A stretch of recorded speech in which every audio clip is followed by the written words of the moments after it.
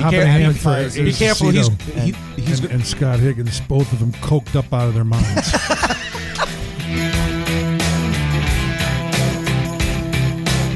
Listen to you.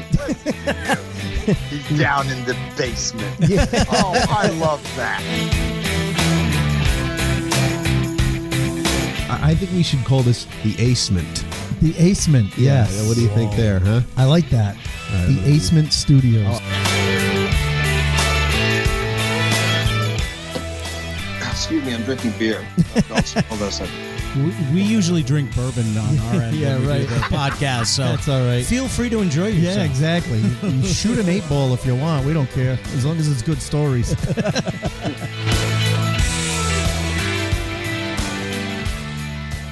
As we sit here at the world-famous Giggles Comedy Club. That's right. Giggles Comedy Club in Saugus, Massachusetts.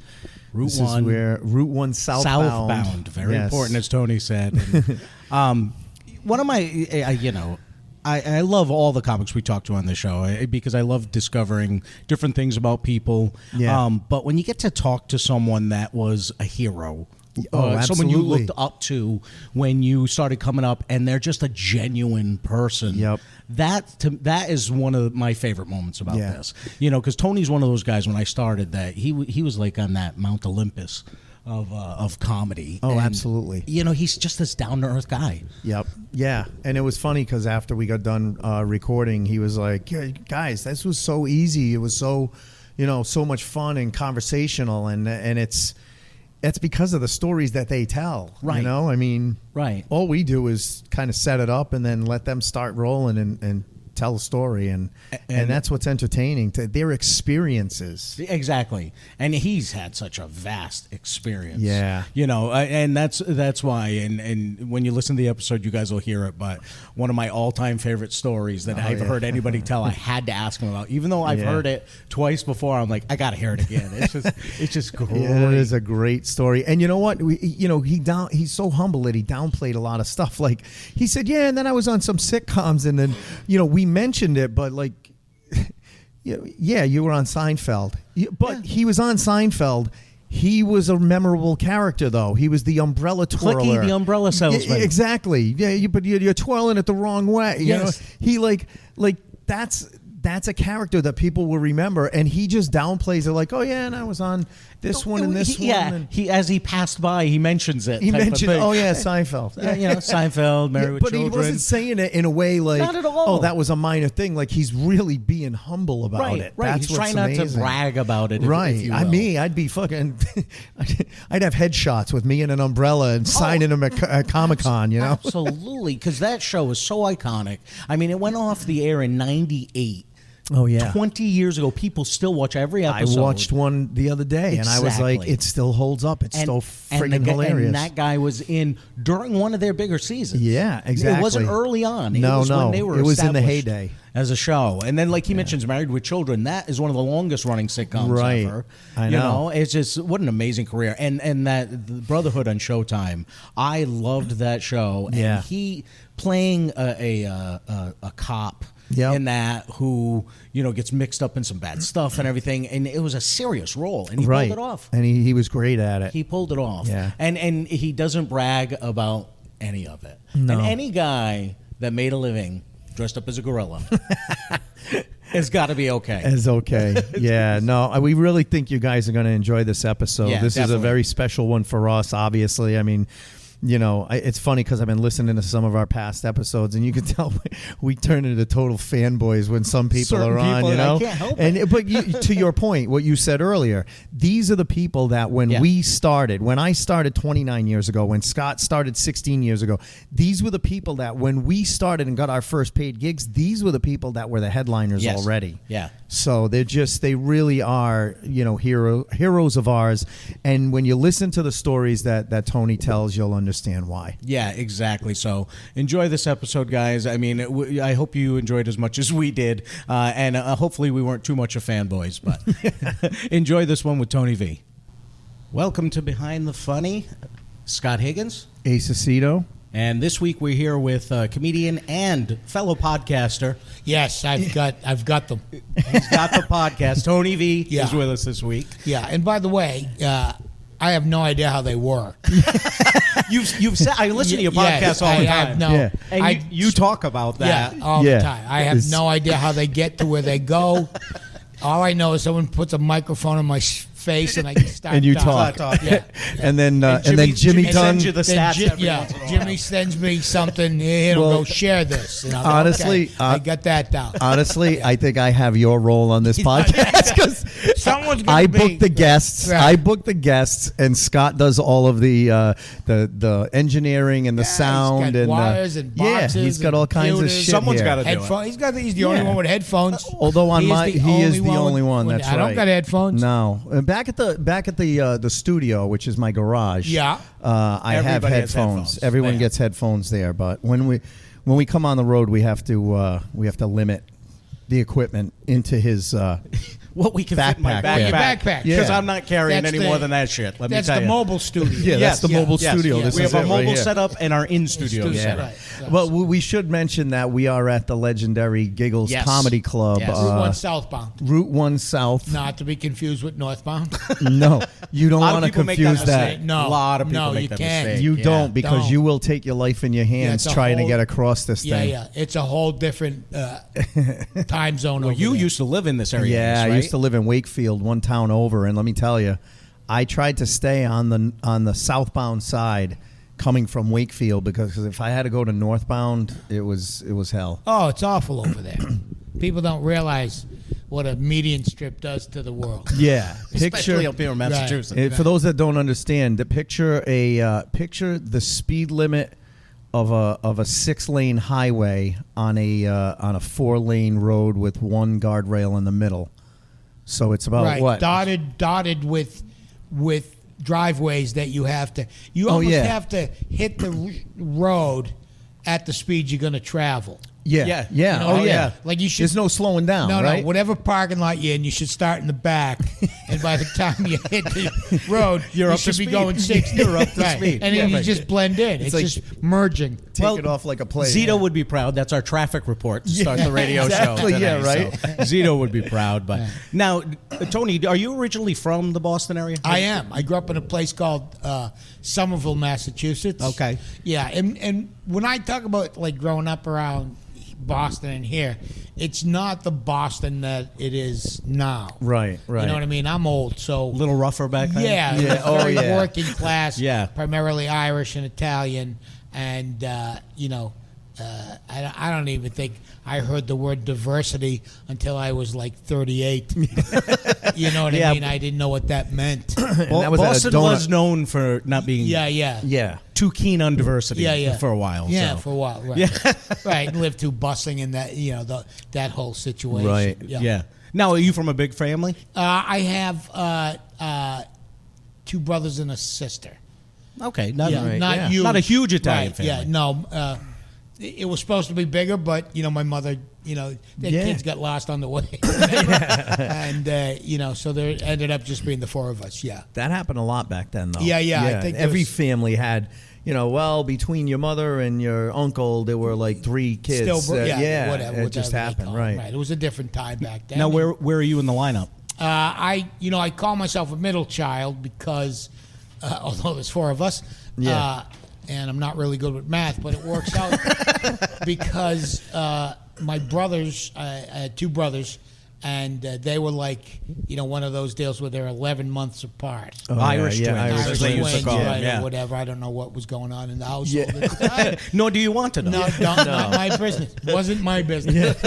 And and then there's a 5-year gap in me, and then a 4-year gap in my sister. She's the youngest. Wow. So that's actually, I come from the same type of family, only I had 2 older sisters, Right.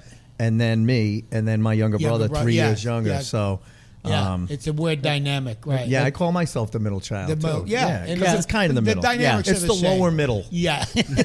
Lower middle. We grew I up like that. lower middle class. I was the And lower you were middle lower child. middle child. Yeah. That right, and it was it was great growing up that way. Yeah. But I believe they saw me and went, look, we're not just having boys. And they kept, you know what I mean? This is not, we're not ending with this one. We know he's going to break our hearts. Well, people have always asked me, why did you have 3 girls? Because I was trying for one boy. Yeah, right. Right. And after 3, I said, Right. that's it. My luck is not going to happen. Right. There's no recipe. Yeah, exactly. You know what I mean? There's all these old Italian wives tales about positions. Yes, and, yeah, right. Time of the moon and garlic and None of it works. Of course, it's just people. Shit luck. Moving product. That's all they're doing. It's just shit luck. So was funny a way of attention for you and your family? Yeah, I think so. I mean, because I sort of got lost. My sister got doted on when she came out last. Course. And was The princess. the princess. Yep. And my brothers are off doing whatever they did, and I sort of didn't raise myself. I came from a very loving family, but both my parents worked. Yeah. And I was offered on my own. Yeah, you know what I mean. And so I think humor is a way to get attention. It was. It definitely is. And we've talked to a lot of comedians, and it was the same thing. It was either a way to deter people from being bullied. Yes. It was a way to get attention from parents. Right. It's something like that. But And let's be honest, not to deal with the ugly thoughts that are in our heads. You know what I mean? True. If we're quiet for a minute or have a reflective thought, our Right. heads It's usually probably- pretty dark. Yeah, it's really dark. So you we've keep learned the that. dialogue going. Right. we Right. knew that about ourselves, but doing this podcast, we learned we are far from alone. No. With those Well, dark thoughts. That's funny because until you find your tribe, you know what I Right. mean? Yeah. You think Something's like, wrong with you, Oh my yeah. God, I don't think like anybody else. I don't think in the same way as everyone else. Right, There's right. got to be something There's off. something off And with then me. you see something on the news about some serial killer or murderer, and you're Right. like, I'm on that same wavelength. But Right, until the murdering part, I was with that guy. exactly. Right to that. And then you find a Right to group. that. Well, I was like that with Charles Manson. You ever hear Charles Manson speak? Yeah. Yeah. For the first minute, you go, oh. And then you go, oh, no. Yeah, no, no. no. Right. Yeah, no. Yeah, that's where you lost That's me, where Charlie. you lost me, yeah. Yeah, and then you find a group of people that we all kind of think alike, and you're like, oh, okay, I can stop short of murder. Yes. Because I can make people laugh instead. Right, and have these thoughts and say them out loud Right. and realize may not go to hell. And, Yeah. and people will not look at you like, we're going to have to put this kid away. Right. I mean, you know what I mean? Right. Because, I came, as I said, came from a loving family, but certainly not a jovial family. Right. They were all working class, hard scrabble people. We have a second guest, Stop it, you're hurting me. Frank Santarelli, stopping by. Santarelli. The Frank Santarelli podcast. Thanks for tuning in. Yeah. Thanks for I coming was in. actually wondering how long it was going to take. It was longer than I thought. I know. I was thought going to so, have an. too. I was going to We have were an 10 minutes over-under. in. Yeah, I was going to have an over-under on it. It was so funny because when we were driving up and you told me I was driving to go get Scott, Right. and you told me if you want to come up to Giggles, and the guys that are on the show or Mark Riley and Frank Santarelli, I go, oh my God, this is going to be an interesting night. Well, I said we have no idea. He'll be back. He'll yeah. just That was just the first appearance He'll go on of and- many. Yeah. And I've talked about it in past podcasts as far as that moment when you realize I have this ability to make people laugh when I want to. Right. At first you're just kind of a goofball, but then Right. there's that moment where Right. it turns where you're like, oh my God, I can do this at will. Right. Well, because it's a different skill. Yeah. You know what I mean? Like I- anyone, like I have friends that I grew up with who are so funny. Right. But they couldn't do it. They Exactly. can't harness it to They can't, an right, they audience. can't- Right. They can't monetize it, to use the vernacular of Yeah. the day. Yes. So, how old were you when you realized, oh, I can... Well, I got started late. You have to understand. Did you? I had a whole nother career. I had gone to UMass, Boston State at the time, for psychology, and I was working in a mental health center in Somerville, the place I grew up. Yep. And I was working on my master's of social work degree, and so I was in my 20s when I even hit an open mic for the first time. Yep. Okay. So it came. I mean, I'd always been a fan and a student of comedy. I mean, I was so. I mean, I can remember being really young, and my, my lineage goes back to the Tonight Show with Jack Parr. Wow. I mean, Even as before a young Johnny, kid, right. Yeah. I remember, Jack Parr hosting the Tonight Show, and then Steve Allen. Yep. Who I always thought was one of the funniest guys. Yeah. From that generation. Yeah. And then through Carson and whatever. But that's my thing. And always a huge fan of the Marx Brothers, W.C. Fields, and then Python and stuff like that. So that's how I came to it. But I mean, and I would devour. I bought comedy albums before I bought music albums. Yep. Yeah. Wow. I had Firesign Theater and Bill Cosby. Yeah, all those. It was, that was my escape. That's what I enjoyed. Yeah, I've talked about that before too. Actually, the first comedy album I ever listened to, my grandfather played for me Bob Newhart's "Button Down Mime." Oh, another just unbelievable. Well, because at the time, back then it was all shtick. Right. People were doing voices and it's funny how it's generational that when America was right after World War II, when it was the melting pot, everyone was doing the voices of the neighborhood. Because Jewish people would move in, and then Italians would be living next to Irish, and it was becoming the melting pot. And I think people relied heavily on that kind of stuff, like Danny Thomas, and who would tell a story for 10 minutes. And then but do all these dialects and voices in between and stuff like that. Yeah, literally paint the picture with their voice. With their voice, yeah. And that's sort of what that's my earliest recollection of what comedy was. Well, those shows put comedians on such pedestals. Because now it's so with the internet and with all these different channels, it's so accessible. And Comedy there's Central. There's too much. There's way too many of us. Back then, we got to thin the herd. Yeah, exactly. I mean, back then, I would stay up to watch the Tonight Show to see who the comedian was going to be. Sure. Because you had no other exposure to it then, other than buying albums, like you said, or staying up and watching those guys, and that was it. Yeah, and I can remember being up when I wasn't I'd go to bed and wake up and peek through a crack in the living room door if the folks were watching it, or my brothers, because they were a little older and stuff. Yeah. But I remember, Jose Jimenez, Bill Dana. Oh yeah. Around the space program, and it was just nuts. Yeah. Well, those times were great. It was. So you were in psychology and social work. I work in and then and started going because there was no there were no outlets for comedy back then. Yeah, you know what I mean. There was no just scene. that there were no comedy rooms. There were no clubs that did comedy. There were showcase rooms that Leno got his start in, and a couple of people. I think Carlin even. Used to do radio in Boston with a partner, and they, there would, it'd be like Lenny's on the Pike or the Chateau de Ville. And these guys would go, or you'd work in a strip club or whatever, and then I remember late '70s going to, New York. I was dating a woman, and I went to the comic strip for the first time ever, and my head almost blew up that this was. A thing that could be done. But then it was like, well, how do I get here to New York to try my hand at this?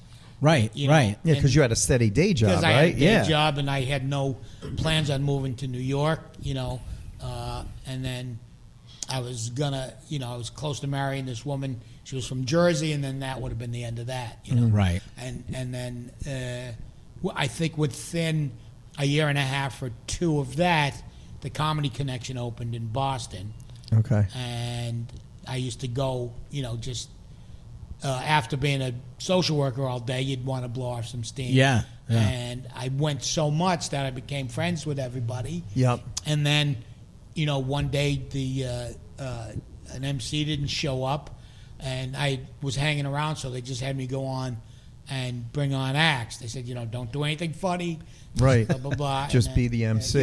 But it gave you that stage time. Yeah, it gave me the stage time, and then you do a little bit, and then I started going to open mics, and then the boom. Then it was just nuts. So yeah, some of the stories, like you watched the documentary when Stand Up Stood Out about Boston. I mean, I know you were in that. Lenny was in that. Yeah. Some of the stories you guys told about doing 9 shows in a night. Oh yeah, and going all over the place. That's insane. Oh, I mean, doubling, tripling. Yeah, and even at the open mic level, because I mean, people needed to get people on stage. Yeah, and then the Comedy Connection started.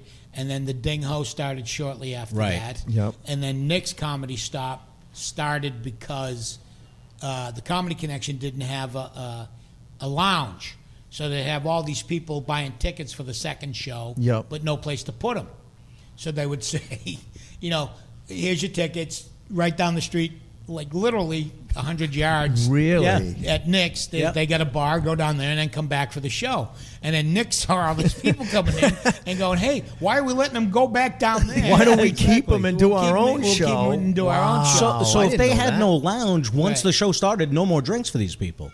No, they had a bar in the room. Oh, not a separate lounge. Separate lounge to carry people or keep people until the second show. I see what you're saying. There was a small theater downstairs and a big theater upstairs, but no second bar. Was that what was Tommy's for a little while? Tommy's Comedy Lounge? Yes. Yeah, okay. John Tobin opened that. Yes. Right. Yeah, Tobin, right. Yeah. I did that as Tommy's. And it was named after the guy credited with being the first American stand-up comedian, Tommy something or other. Oh, really? Yeah. I didn't know that. I didn't Pretty do cool. my research yet. I think it's in all fairness, if you're gonna come on here with facts, back Yeah, up, yeah, please. yeah. Seriously, we'll have our fact check. I gotta edit that out. Yeah. You know what's funny? You keep saying, "Oh, we're gonna edit that out. We're gonna edit I that never out." Then edit stuff out. I listen to an episode. I go, "He didn't edit anything out." Well, What the hell no, is he because when you talking listen about? back to it, there's a flow to it, so you don't want to take away from. I that. don't think. Plus, let's be honest. It's we're just doing it. Yeah, You we're know what I'm doing it. saying? Yeah, exactly. Yeah. We're lucky anybody listens to this shit. So. We're thankful that they listen. Yeah. Very thankful. I mean, it's the same when Jimmy Dunn and I do the two Boston guys. Yeah. Two Boston guys, Whack a Pie is the name of the Whack Up a Pie is their podcast. I have no, he goes, our numbers are pretty good. I go, okay. I'll keep talking. I give Ace the numbers all the time, and they seem good, but are they? I have nothing to measure them against. I don't know. Because 10,000 might be good, it might be tremendous, and it might be like weak. Right, I don't know. We don't know. Well, when you think of we're just happy 10,000 people listened. Yeah, When in your life did you think you'd get 10,000 people to listen to No, anything? are you kidding? Besides never. Right. Exactly. Right. Never. The first month that we hit 10,000 downloads, I'm like, are you shitting me? Yeah. Yeah, that's great. It's phenomenal. Yeah. So I mean, we're not quite Marin level yet. No. So well, that's look. Yeah. But that's he's been doing it 10 years though, right? You know, I'm sure he wasn't 10,000 the first year. No, he was doing it either. So now you started stand up what year around? 82ish.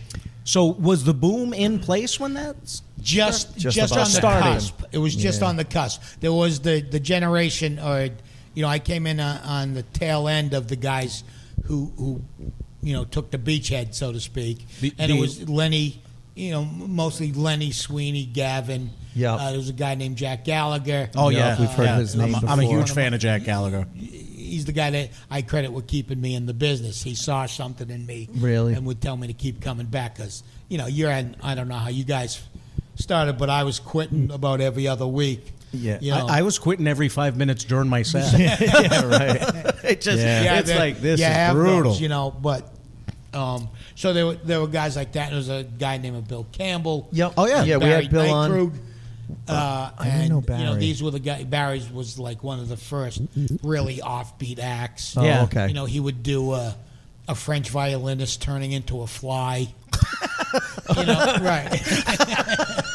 That was one of his more bits. Performance art than comedy. He'd do a melting ice cream cone and throw himself against the wall. Right. Well, I've heard of some stuff up in the Boston comedy scene back in the day that was pretty crazy. A friend of yours, Bobcat Goldthwait, talked about how he gut and cleaned a fish on stage. On stage? Yes, on stage. Oh, yeah, he brought out a fish and gut and cleaned it. Right. And a lady in the audience started throwing up. Yeah. Oh, my God. He had the fish for longer than you should have. Yes, exactly. That's what he said.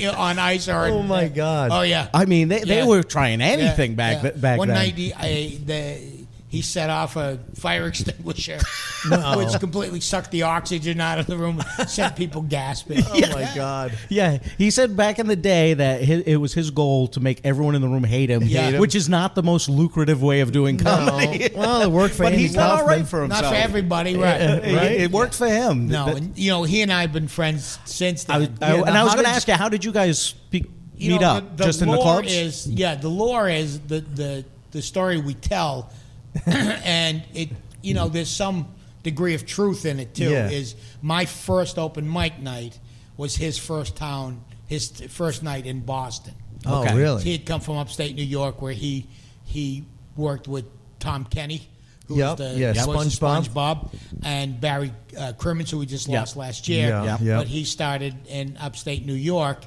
and Barry was on his way to New York City, hitchhiking. Got in a car, and the guy goes, "Well, I can get you close, but I'm heading to Boston." And Barry said, "Well, Boston's as good as any place." Wow. And that's how Barry Crimmins ended up in Boston and starting the Ding Ho. And Goldthwait and Tom Kenny came in on the heels of them, and then Paul Kozlowski, Dan Spencer, and a couple other people. So that's his first night in town was my first open mic night, and being the new guys, not many people would talk to you, and we buddied up, and it's been that way. Yeah, and you've been friends ever since. And our senses of humor are nothing the same. Yeah. I mean, off stage they are, but our what we do Your on style stage, and stuff. is way different. I'm very much more of a traditionalist, I would think. Yeah. But Yeah, that's he's a good way changed to a put lot it. too. Yeah, he's not. People used to say that to me all the time. They go, "Is he like that all the time?" Yeah. I'd go, "No, I'd punch him in the face Yeah, about right. 4 times a day." I worked with him once. I got to open for him at the Connection in Boston. Yeah. And I was really surprised that he was so soft spoken off stage. Yeah. And just really quiet and Great sweet guy. and nice. Yeah. You see him in interviews now, and he shows that side a little bit Yeah, more exactly. than he used to back in the day. That he is this Well, soft. he had that character. It's and that came out of nervousness, and it's just sort of built from there. But I would be at shows. There would be at shows, and I'd be outside waiting to go on or whatever, and they'd go, "Hey, you got to go get your buddy." And I'd walk in, and he'd be hanging from the rafters or standing on someone's table with his pants down. And I'd go, "Yeah, all right." Come on. He was not afraid to try anything back in the day. Now he was out there. So, now, was your style the same then as it is now, or have you changed? It's changed some. I think sometimes you adapt, and your strengths and weaknesses are the places that you work. Yeah. You know what I mean? True. So, doing Elks Halls and Sons of Italy's and stuff like that, you sort of adapt. But It's our bread and butter. Yeah, it's our bread and butter. Right. And I still try to keep it as unique to me as possible. But, some of my stuff, I think was a little bit more absurdist at that point. But I think that was kind of comedy in general. Back then. At that time, because you watch some of the old young comedian specials on HBO, and it was a lot of that type of humor at the time. I had in this very room about a month ago, maybe a little longer. I did a show here, and a guy came up to me after the show, and he, introduced himself, and he goes, "I'm going to tell you a story now." And I go, "Okay." And he goes, "I saw you 25 years ago." And I said, "That's entirely possible." Yeah. And he said, "You did a joke back then." And he told me the joke. And he goes, I'm a psychologist. I'm a practicing psychiatrist or psychologist." And he goes, "Not a week goes by that I don't use that joke." Wow. In my therapy. Really? He's had a cartoon made of it, and he put it up on his wall. Get out. Yeah, and it was a simple joke. It was one of the first jokes I can ever remember writing, which is, why are there no fat mimes? Because they can't fit in that box. Right? Yeah.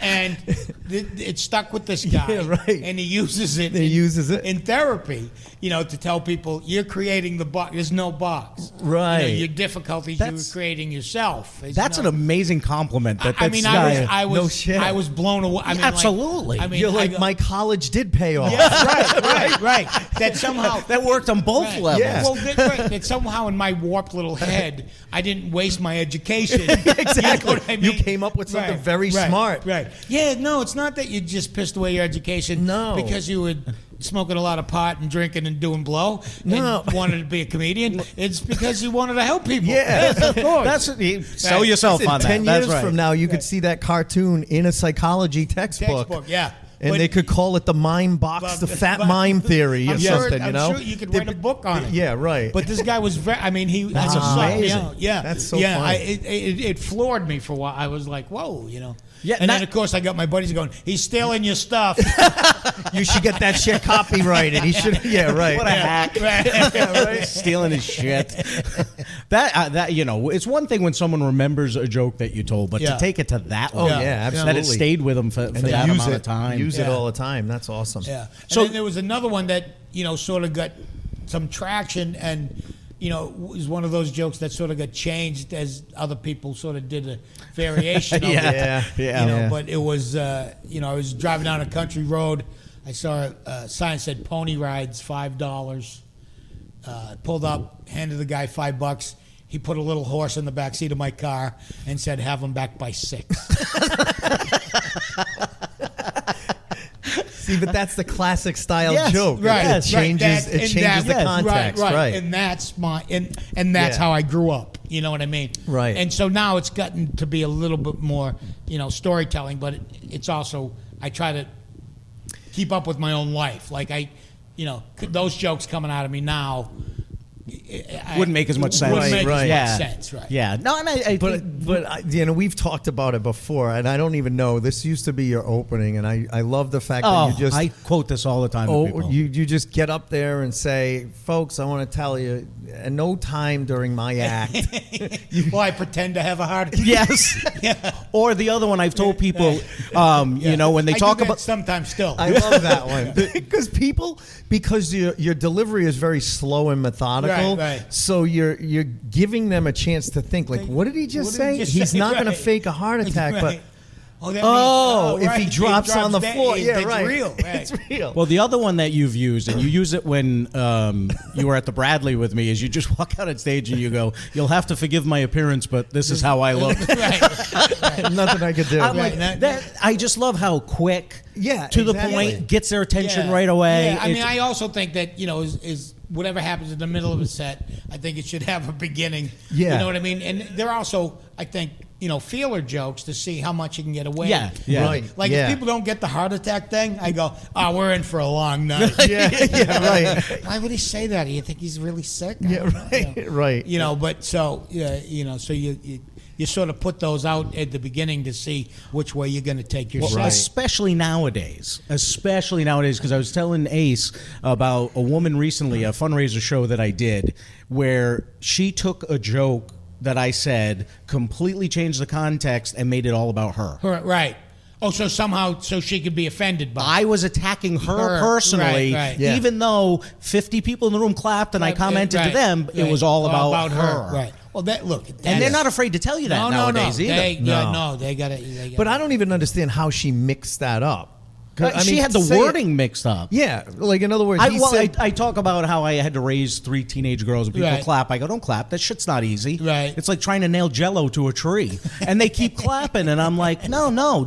I'd rather have this microphone shoved up my ass than deal with that again. And then she wrote an email and said that I said I was going to shove it up her ass because she clapped. There were 50 people clapping in the room.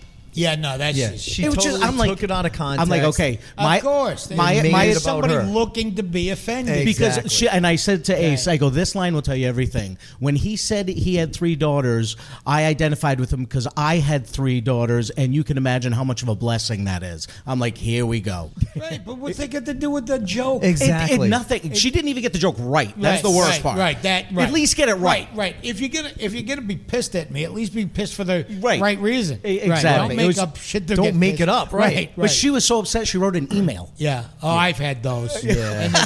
I had one. I used to do a joke where it was I never want to live anywhere that they have a volunteer fire department. If I'm on fire, I want someone to be paid to come and put me out. I don't want it left up to a vote. You know what I mean? Right. I don't want a bunch of guys sitting around a barn somewhere going, "Hey, whose house is it? Tony? Nah, fuck it. He owes me money." I'm not volunteering for that. Right. I'm not going. Right. So, of course, people got offended. You hate the firemen. And I did that on the radio one time, and a guy took exception, big time. Volunteer firemen are the backbone of this. And, and so the radio station goes, "Look, we've been trying to deal with this guy. Will you answer him?" So I very politely go, "Sir, I'm very sorry you're offended. I've been doing that joke a lot. I've done it in front of volunteer fire, on call fire people now. And I don't need to list your resume and know how think you. He just wasn't. There was nothing about it. There was nothing about it. He just wanted to be pissed. I'm going to write to all the sponsors, and and then my final was, why don't you shove your head up your ass? And that was done. You try to be nice at first, but then after a couple of minutes, you're like, fuck this. I'm not dealing with it. But it seems you can't deal with someone who doesn't want to be dealt with. No, nothing you say is going to. No, you're absolutely right. No. They've made up their mind. What do you want me to say? Okay, No. because of you and that joke, I now quit comedy. Right. I'll never tell another joke again. Is that what you're looking for? Sir, you're absolutely right. Yeah, exactly. I mean, we did it years ago. You had been nice enough to come down and do a benefit show with me for the Lung Association of Rhode Island. Yeah. Great show. We had 500 people in the crowd. Amazing show. It was me, Tony, and I think Stephanie Peters was on it. Yeah. Awesome show. That was the one where I told you. A lady came up to me after. Now, I grew up Catholic. I do a lot about growing up Catholic. Oh, yeah. She says, "You've offended God." Oh. I don't think I offended God. I offended you. Yeah. But I don't think I offended God. And that's not up to you to tell me that. God made me, which gave me my sense of humor. So, That's what do you want me to say? Oh, I'm sorry. You're never going to, I'll never do comedy again. What was it that she was upset I think it was the wedding at Cana joke. When I do the drunk guy at the wedding at Cana. Which you're not even really talking about God in that. No, I'm making fun of the drunk guy at every wedding. Yeah. Right. I give Jesus a noogie, but But it's like somebody interprets it based on what they're thinking. Yeah. And that's it. They're done. Religion and look. That's why religion absolutely. Is, you could shit on other people's religions all night long. Yeah. But then you mention something about their religion. That's- Hey, enough of that now. Exactly. But there's a good chance that at some point during the night, I'm going to say something that somebody has personally dealt with or affected. Connection with. Yeah, exactly. If you're that sensitive about that one thing, don't go to the show. No, that's my advice. Oh yeah, and you can't really gauge what's going to set people off. You never know. If they want to, look. Every one of us, if you want to be offended in a day, you can find something to be offended. Absolutely. Absolutely. And if you come into a comedy show, leave it outside. Well, that's why we talked about the Comedy Connection in Boston, in Faneuil Hall, when they had that sign out front that said, "If you are offended by," and it was like 10,000 words. Everything. Don't come in. Performance we'll be discussing, and it was like a whole list. Anything and everything you could think of. Yeah. And that was a great sign. That was the best sign I ever seen. Ollie had it up in Portland Maine, too. Yeah. He had that sign up in Maine too. Yeah. So where did acting come in for you along the comedy trail? Because that was one of those things that it was sort of it was Goldthwait again. Really? He got. Was that Shakes the Clown? No, yeah, but before that, I was in One Crazy Summer. That's right. Oh, really? I'd done a little bit of TV locally before that, but then I had a scene in One Crazy Summer with Joel Murray and Demi Moore and John Cusack and all of that. Yep. And I actually read for the role that John Matusak ended up doing, the big punk guy. Yeah. Oh, really? Because they just didn't think I was scary enough. Yeah. So they threw me a bone and gave me the angry guy on the boat. Okay. And so that's where that started. And then after that, Goldthwait, Bobcat put me in Shakes the Clown. Yep. And then that got me my SAG card, and then I was sort of off and running from there. What about the commercial? Was that Which before one? that? The Gorilla. That's before. That was. Well, no. The American Tourist, the Gorilla. No, Come on, that's a classic story. Everyone knows that. That was like 85.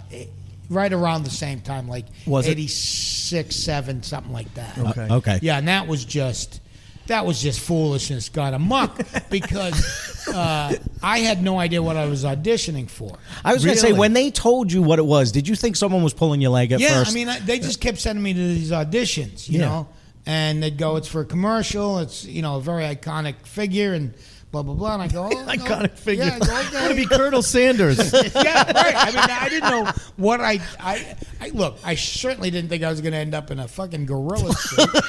You know what I mean? And here's the funny thing about it. We do a show in Boston, and I move on to the semifinals in New York. So I go to New York, and they have everybody who has advanced, you know, from other local preliminaries. And in New York, I've finished second, you know, according to the judges and stuff like that. And Frankie Pace, who they wanted for this.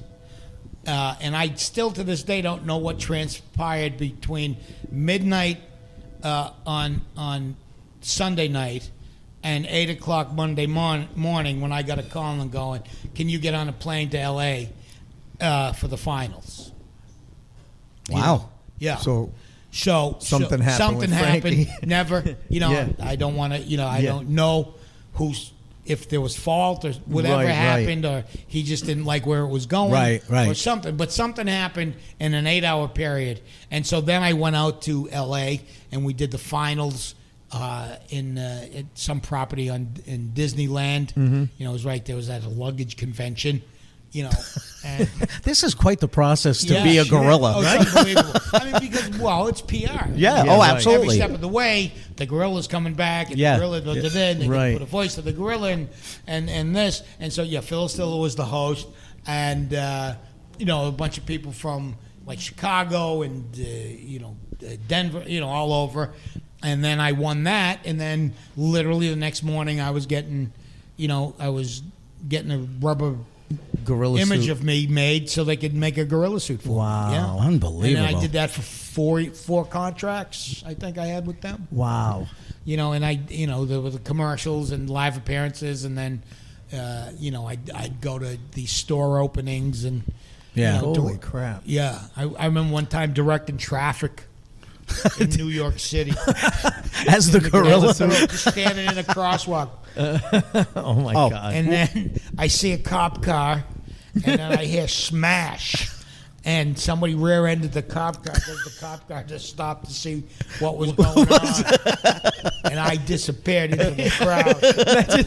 Imagine seeing a gorilla just running through the streets of New York City, right? Some of it, Did you stay in character at that It's like point? it's like King Kong coming true. But some of it is, I mean, some of it is so funny that you in New York you barely right. True. Like somebody asked me for a match.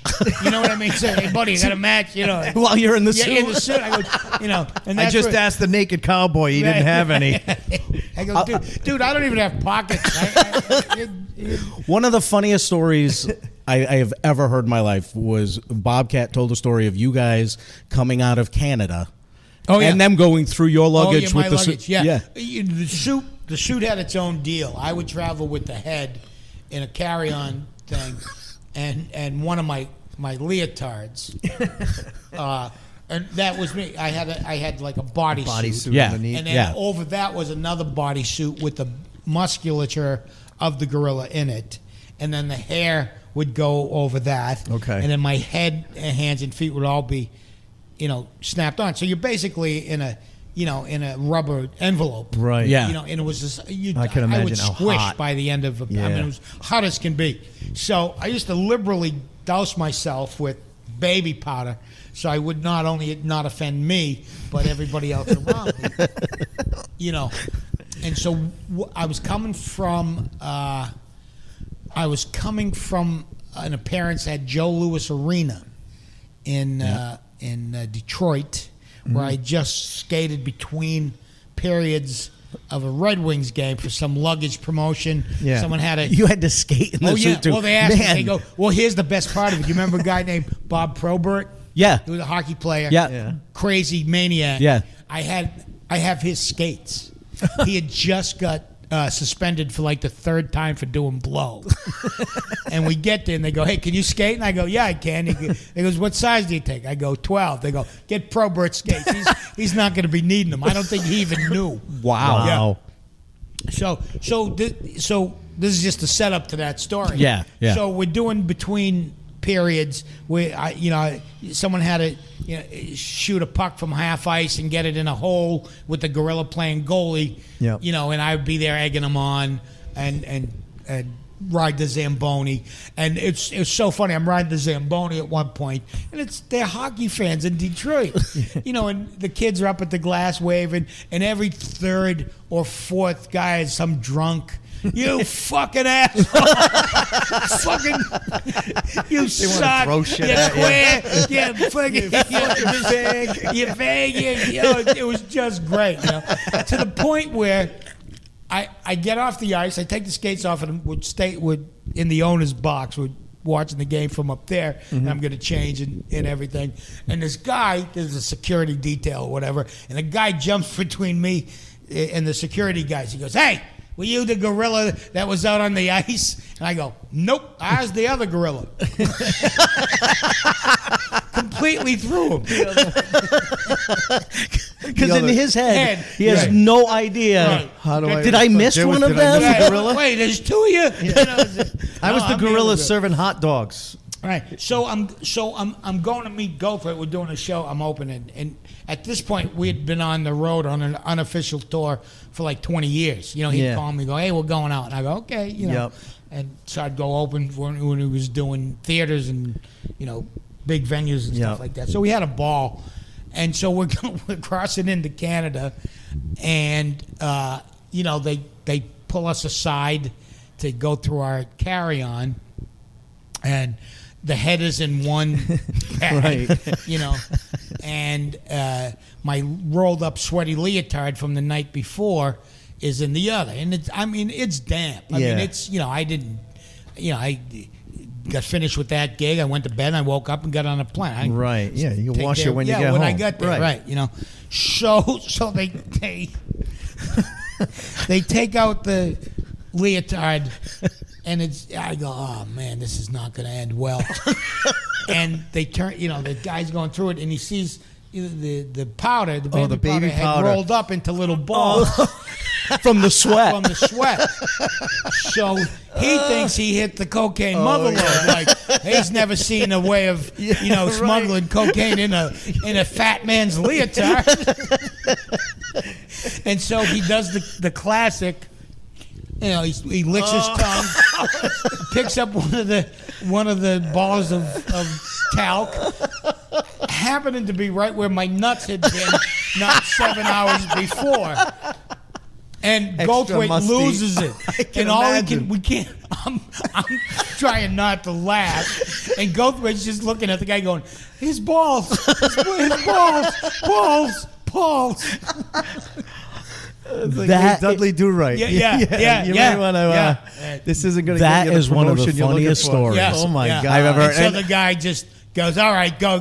Just go, Meanwhile, he's throwing He's up throwing 5 up. minutes later. And that is verbatim how he told it. Yeah. That they were. He goes, "We were Bobcat told it. clutching each other, Oh, yeah, we laughing." could- He goes, "All I could manage to say was his balls." Oh my God! Most of my good stories, have Goldthwait involved because we were always together. You know what I mean? Right. And we got to do things because of him that I wouldn't ordinarily get to do. Right.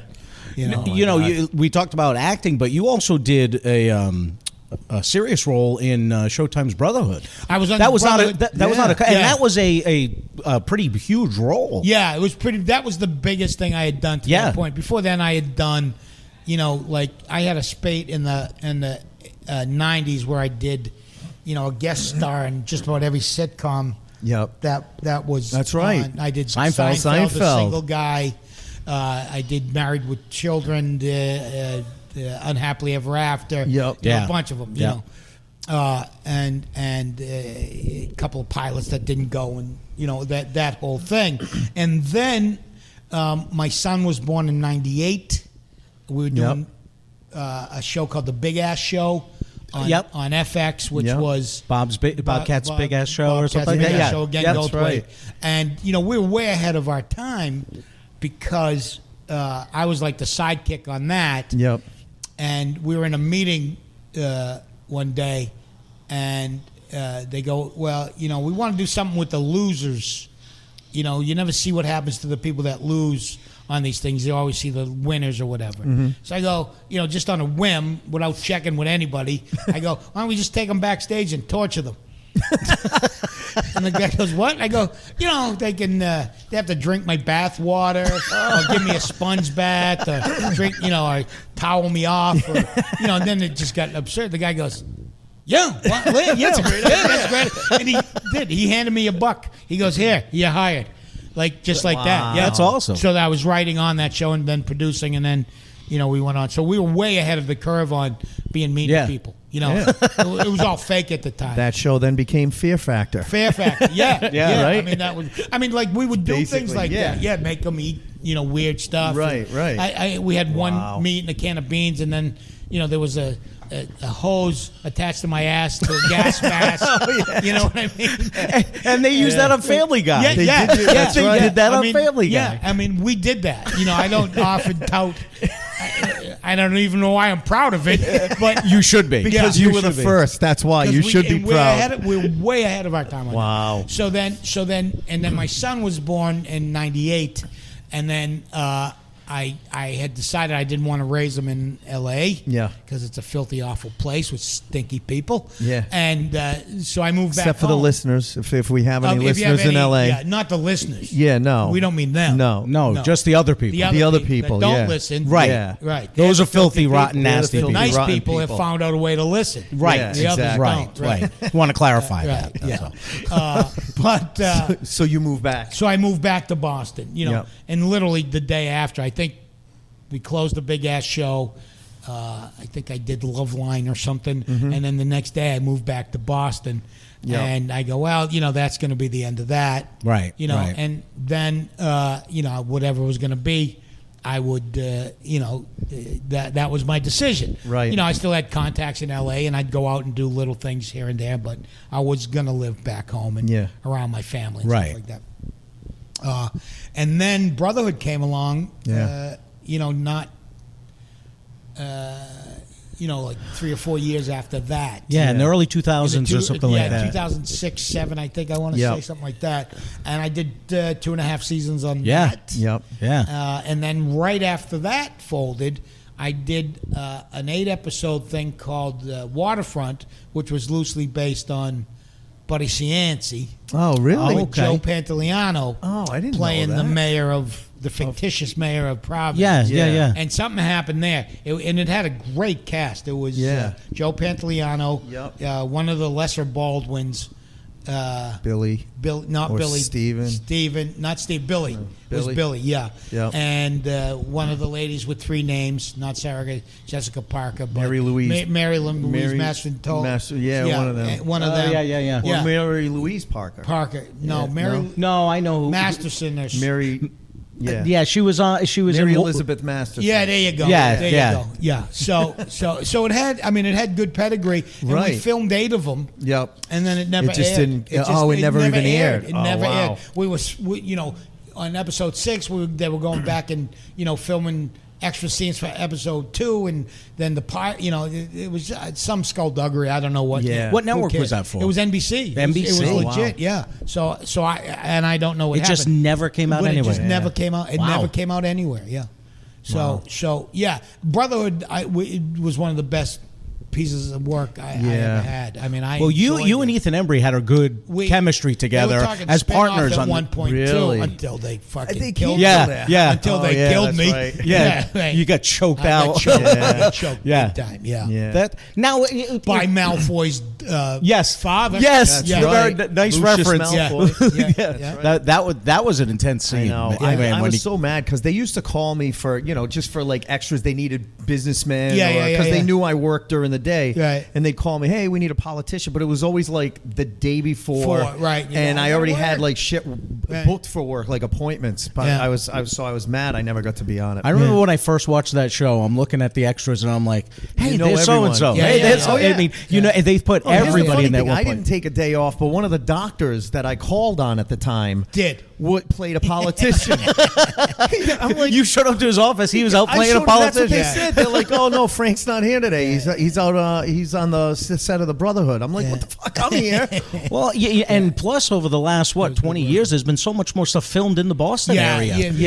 Because Boston, you've been in a few different movies that have been filmed right in Boston. So that's worked out pretty well. I did the Amy Schumer thing. I Feel Pretty. Oh yeah. That was the dry cleaner in that.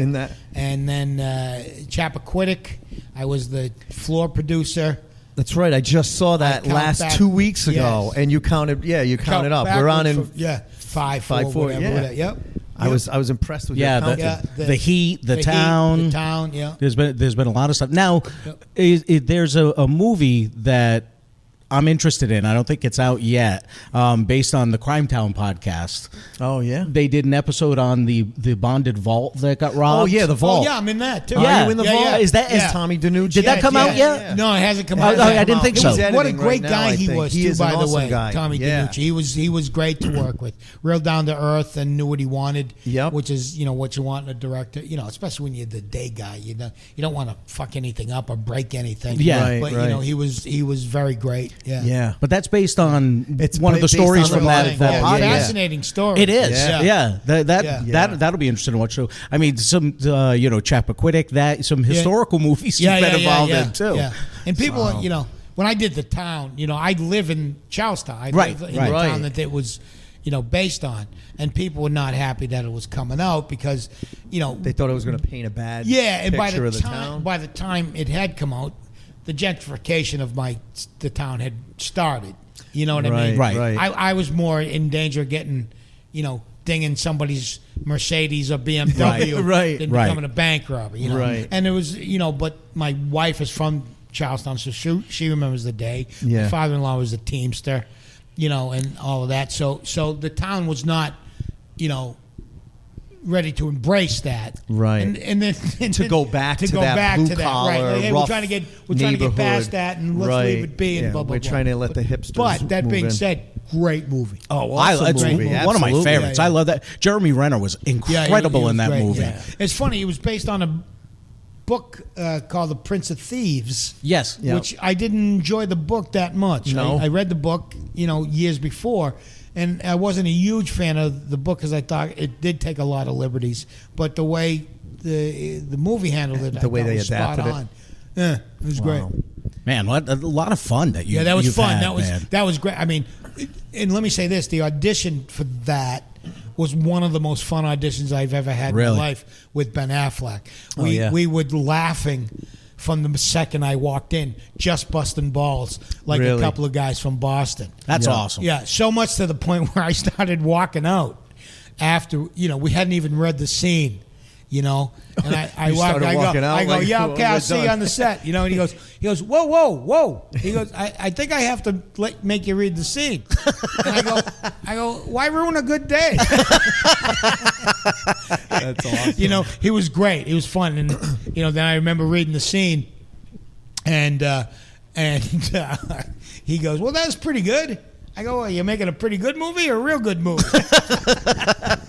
And he goes, you're not going to let up, are you? No. Nope. And then we did it. He goes, no, that's great. You wouldn't be authentic if you didn't. Yeah, exactly. If you didn't. Right. So we'll start winding down because I know you got a show tonight, Tony. Yeah. But I got to work. Yeah. Unfortunately, you got to work.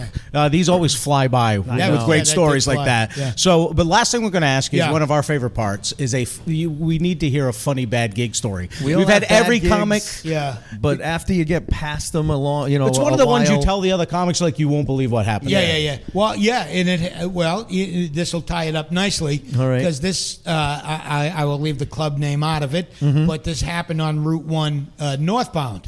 Okay. That narrows it down. Some years ago. And I was working with Chris Zito, who has been referenced on Yes. this. Yep. And we're doing a show at this club, and I'm sort of in the back, not paying attention. I hear a little bit of mayhem outside, and he's going at it with somebody, but I don't think about it. It's just the way the shows go, or whatever. And we're doing. So Chris comes off, and he goes, "Hey, there's some loudmouths down front."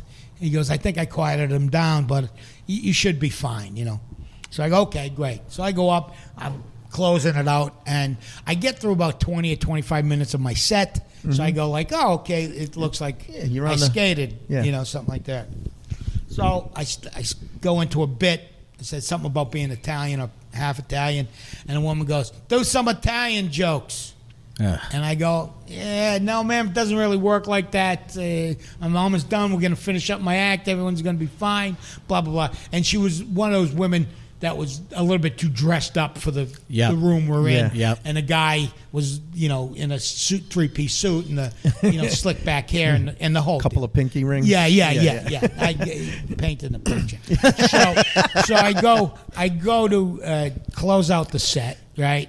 And this woman starts throwing quarters at me on stage. Seriously? Yeah, just not whipping them, but she could do some Italian jokes. Do some Italian. And I go, "What are you doing?" And she goes, "You said you were like a jukebox. Here's a quarter. Tell me an Italian joke." Oh my God! And I led into her. And just as I'm about to call her something you should never call a woman. One of the towny women at the show, like a not fancy lady, gets in her face, right? Yep. You rich bitch, you come here, we're having a good time, we like the guy, shut the fuck up, blah, blah, blah, I don't care who you think you are, blah, blah.